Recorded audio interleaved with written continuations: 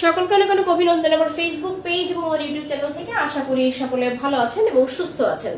আজকে আমরা আলোচনা করব আমাদের আরো একটি সাজেশনমূলক ক্লাস নিয়ে। আশা করি আপনাদের উপকারেই আসবে। তো আজকের আমাদের আলোচনার বিষয় হচ্ছে আমাদের বিভিন্ন জাদুঘর, অর্থাৎ বাংলাদেশের বিভিন্ন জাদুঘরগুলো নিয়ে আজকে আমরা আলোচনা করব। এবং যদি লক্ষ্য করি আমাদের বিগত বছরের যে প্রশ্নগুলো রয়েছে, আমি যদি চাকরির পরীক্ষার কথাও বলি, বিশ্ববিদ্যালয়ের ভর্তি পরীক্ষার কথা বলি, প্রায় আমরা দেখি একটি করে জাদুঘরের অবস্থান থেকে প্রশ্ন আসে। যারা ভর্তি পরীক্ষা দিয়েছেন কিছুদিন আগেও দেখেছেন যে গত 2-1 বছর আগে, গত বছর বা তার আগের বছর বিউপিতে একটা প্রশ্ন ছিল, টাকা জাদুঘর কোথায় অবস্থিত।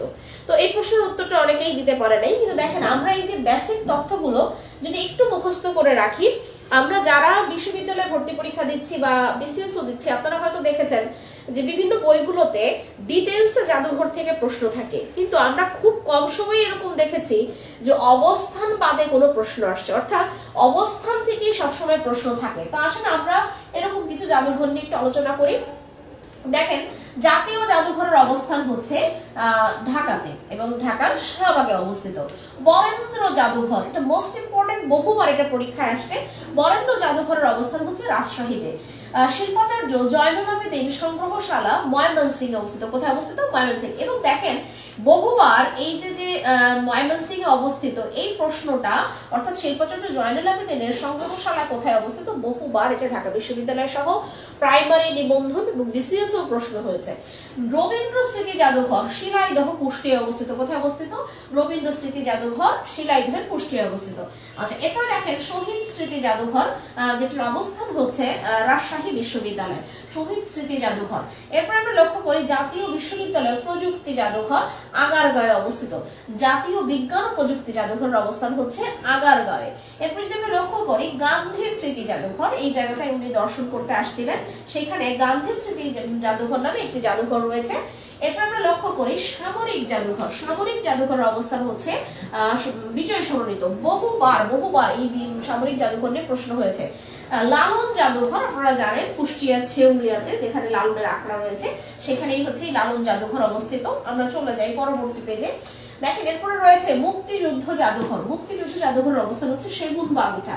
মুক্তিযুদ্ধ জাদুঘরের অবস্থান হচ্ছে সেগুন বাগিচায়। আমি এখানে আরেকটি কথা একটু বলি, যে যারা আসলে মনে করেন যে চাকরির পরীক্ষাটি আসলে এমন একটি বিষয় যে আমি 3 মাসে শেষ করব, আসলে বিষয়টা এরকম না। বা ভর্তি পরীক্ষাটাও কখনো একটা 3 মাস বা 4 মাস বা 6 মাসের জার্নি না। একটা কথা মনে রাখবেন, বিশেষ করে চাকরির পরীক্ষাটা এটা একটা লং টাইম সাধনার ফল।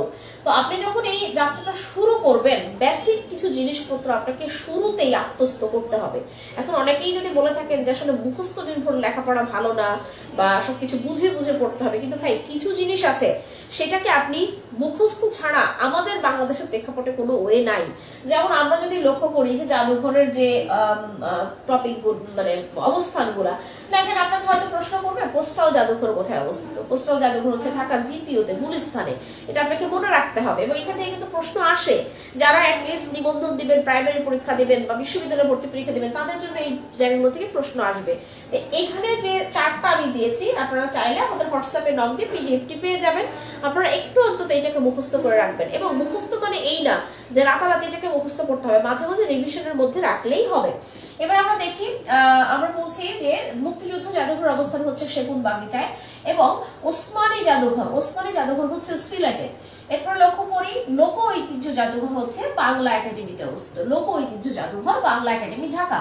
বঙ্গবন্ধু স্মৃতি জাদুঘরের অবস্থান হচ্ছে ধানমন্ডিতে। আপনারা জানেন যে উনি 32 নম্বরের যে বাড়িটিতে ছিলেন সেইটাকেই পরবর্তীতে বঙ্গবন্ধু স্মৃতি জাদুঘর করা হয়।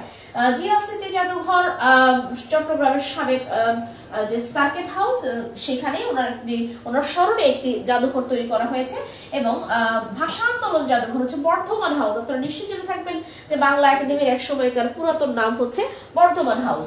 এবার দেখেন পোস্টাল জাদুঘরের অবস্থান হচ্ছে ঢাকায় এবং এটা হচ্ছে গুলিস্তানের জিপিওতে। যারা গুলিস্তানে গেছেন কখনো হয়তো দেখেছেন। শেরে বাংলা জাদুঘর হচ্ছে চাখার, বরিশালে। ওনার জন্মস্থল চাখার এবং সেখানে একটি জাদুঘর রয়েছে।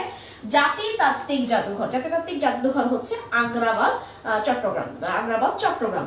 জাতিতাত্ত্বিক জাদুঘর আগ্রাবাদ, চট্টগ্রাম। এবার দেখেন টাকা জাদুঘর এবং প্রাণী জাদুঘর, এই দুইটাই হচ্ছে মিরপুরে এবং এই দুইটা আমি জানি আপনাদের কাছে একটু আনকমন, এবং এই দুইটা থেকে যতবারই প্রশ্ন হয়েছে অনেকেই এই প্রশ্নের উত্তরটি দিতে পারে নাই, এবং আপনারা চেষ্টা করবেন যে এক্সেপশনাল এই তথ্যগুলো মুখস্থ রাখা। এবং আপনি যে পরীক্ষাটাই দিচ্ছেন না কেন, আপনি বিসিএস পরীক্ষা দিচ্ছেন তাহলে বিসিএস এর বিগত 20 বছরের প্রশ্ন পড়েন। আপনি প্রাইমারির পরীক্ষা দিচ্ছেন, বিগত 20 বছরের প্রশ্ন পড়েন। নিবন্ধনের পরীক্ষা দিচ্ছেন, বিগত 10 বছরের প্রশ্ন পড়েন। বিশ্ববিদ্যালয় ভর্তি পরীক্ষা দিচ্ছেন, বিগত 10 বছরের প্রশ্ন পড়েন। এবং আমি সবাইকেই বলবো, যদি সম্ভব হয় যারা বিশ্ববিদ্যালয় ভর্তি পরীক্ষার্থী তারাও সর্বশেষ যে 20টি বিসিএস হয়েছে এই প্রশ্নগুলোকে অন্তত 20টা দিন বসে একটু বিশ্লেষণ করেন। যারা প্রাইমারি এবং নিবন্ধনের পরীক্ষা দিবেন তারা এই 20 বছরের প্রশ্নকে যদি আপনার এখানে মুখস্থ যে অংশটুকু আছে পারলেই প্রশ্নগুলোকে মুখস্থ করে ফেলেন, আপনি প্রশ্ন কমন পাবেন। তো সকলে ভালো থাকবেন, সুস্থ থাকবেন, এবং এই পিডিএফটি প্রয়োজন হলে আমাদের হোয়াটসঅ্যাপে নক দিবেন, আপনি পিডিএফটি পেয়ে যাবেন। অসংখ্য ধন্যবাদ সবাইকে।